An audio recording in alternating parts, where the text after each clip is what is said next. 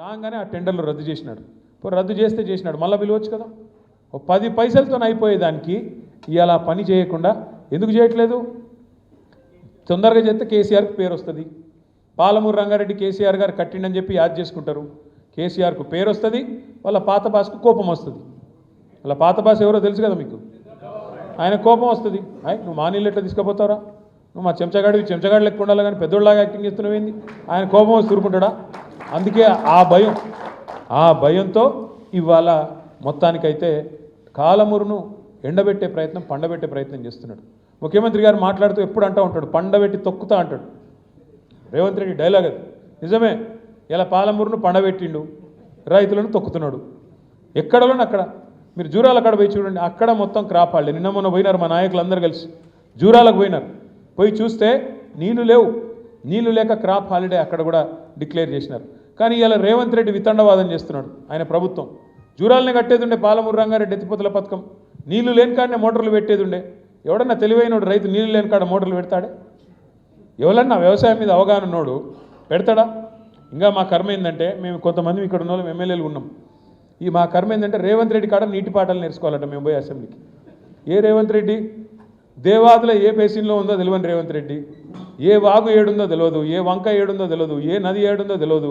పోనీ అది కూడా కాదు, ఇంకా దారుణం ఏంటంటే బచావత్ అవార్డు ఏందో తెలియదు, బచావత్ ట్రిబ్యునల్ ఏందో తెలియదు, బ్రజేష్ కుమార్ ట్రిబ్యునల్ ఏందో తెలియదు, గోదావరికి ఏందో తెలియదు, కృష్ణకి ఏందో తెలియదు. ఈ మహానుభావుడు అంట వచ్చి మాకు చెప్తాడంట నీళ్ళ మీద.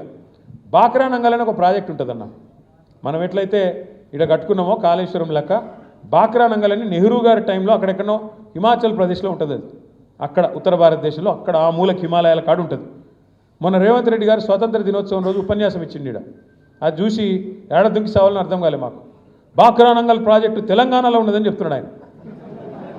ఇక ఈయన అంట మాకొచ్చి మాకు నదుల గురించి, మాకు నీళ్ళ గురించి ఏది కేసీఆర్ గారికి వచ్చి అది ఇంకా ఈ పార్టీ దానికి కేసీఆర్ నువ్వు రా అసెంబ్లీకి, ఏది ఈయన కాడ నేర్చుకోవాలా బాక్రా నంగల్ యాడున్నది, లేకపోతే చెక్ డ్యామ్ని ఎట్లా బేల్ చేయాలా, మేడిగడ్డను ఎట్లా బేల్ చేసినాం, ఇవన్నీ చూపెట్టడానికే పీపీటీ పవర్ పాయింట్ ప్రజెంటేషన్ ఇస్తారంట.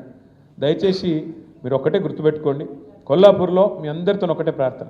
సరే జరిగింది, మనం ఎందుకు ఓడిపోయినాం 2023లో ఏ కారణం చేతనో మహబూబ్నగర్ జిల్లాలో కేవలం 2 సీట్లు వచ్చినాయి, నడిగడ్డలో, గద్వాల, అలంపూర్, మిగతా 12 కూడా మనం ఓడిపోయినాం. కొన్ని చోట్ల మీ వాళ్ళు కూడా ఏమనుకున్నారంటే పోతే మా హర్ష ఓడిపోతాడులే కానీ కేసీఆర్ గారు ఉంటాడులే అనుకున్నారులే. కొల్లాపూర్లో కూడా పోతే హర్ష పోతాడేమో కానీ అనుకున్నారు. అట్లా చాలామంది అనుకున్నారు.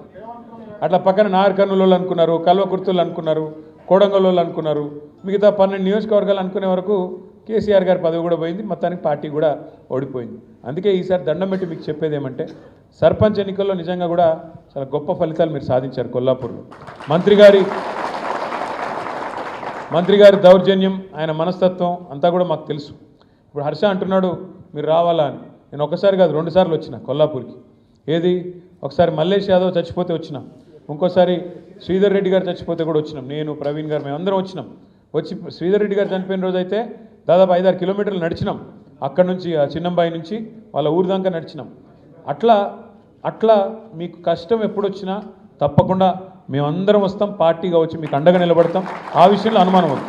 కానీ మీతో ఒక్కటే ప్రార్థన, కేసీఆర్ గారు ఎవరికైనా టికెట్ ఇస్తే, ఎవరికైనా బీఫామ్ ఇస్తే ఈ కాడ నుంచి మనం లెక్కలు పెట్టొద్దు. ఈ కాడ నుంచి ఆయన మంచోడా, ఆయన పొట్టిగున్నాడా, పొడుగున్నాడా, ఆయన గడ్డ ఉన్నదా, మీసం ఉన్నదా, వద్దు.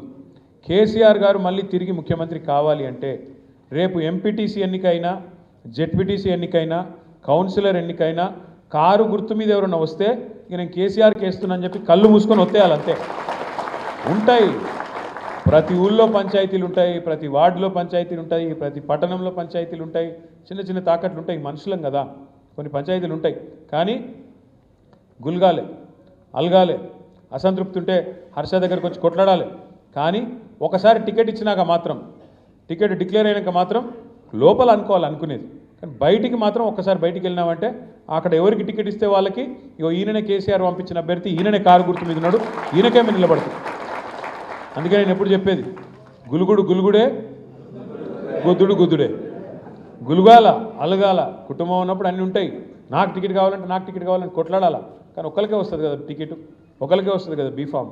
చింపి 4గురికి అయితే ఇవ్వలేము కదా, చింపితే మళ్ళీ చెల్లదు, అది కూడా తెలుసు మీకు. కాబట్టి కొల్లాపూర్ మున్సిపాలిటీలో కానీ జిల్లా పరిషత్లో కానీ మీరు మంచి విజయాలు సాధించాలని, హర్షవర్ధన్ రెడ్డి గారి నాయకత్వంలో మీరు పురోగమించాలని, చక్కగా రేపటి రోజున హర్ష కూడా మీకు అండగా మరింత ఎక్కువ టైం కొల్లాపూర్లో గడపాలని, అది కూడా చెప్తున్నాను, గడపాలని, ఎక్కువ మీ మధ్యలోనే ఉండాలని చెప్పి కూడా మనస్ఫూర్తిగా ఆకాంక్షిస్తూ మొన్నటి ఎన్నికల్లో అభ్యర్థుల విజయం కోసం మరి కష్టపడ్డ ప్రతి ఒక్కరికి మనస్ఫూర్తిగా అభినందనలు తెలియజేస్తూ సంక్రాంతి పండుగ తర్వాత తప్పకుండా కొల్లాపూర్లో మళ్ళీ కలుసుకుందామని చెప్పి కూడా తెలియజేస్తూ జై తెలంగాణ.